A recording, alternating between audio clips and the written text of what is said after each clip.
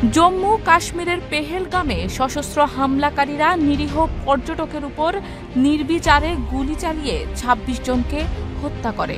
এই ঘটনার পর বিহারের একটি সরকারি অনুষ্ঠানে অংশ নিয়ে প্রধানমন্ত্রী নরেন্দ্র মোদী বলেন, আমরা হামলাকারীদের পৃথিবীর শেষ প্রান্ত থেকেও খুঁজে বের করব।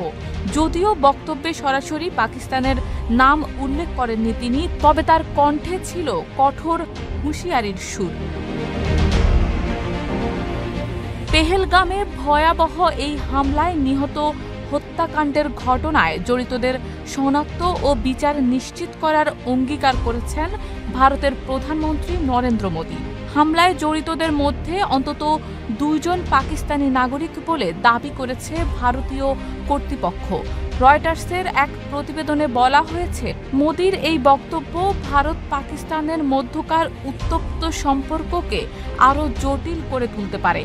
এই ঘটনার জেরে ভারত পাকিস্তানের সঙ্গে সিন্ধু নদের পানি বণ্টন চুক্তি স্থগিত করেছে।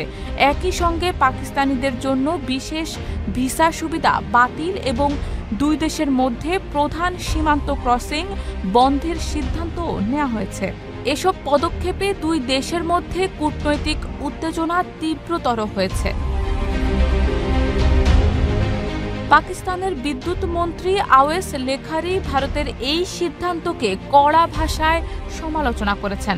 তিনি বলেন, ভারতের এই পদক্ষেপ একটি পানি যুদ্ধ শুরু করার ইঙ্গিত এবং এটি একেবারেই কাপুরুষোচিত ও বেআইনি।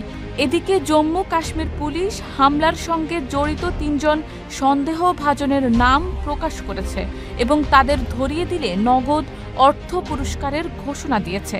পুলিশের দাবি অনুযায়ী এদের মধ্যে ২ জন পাকিস্তানি নাগরিক। তবে তাদের কিভাবে শনাক্ত করা হয়েছে সে বিষয়ে বিস্তারিত কিছু জানানো হয়নি। ঘটনার পর ভারত জুড়ে নিরাপত্তা জোরদার করা হয়েছে এবং গোয়েন্দা তৎপরতা আরও বাড়ানো হয়েছে।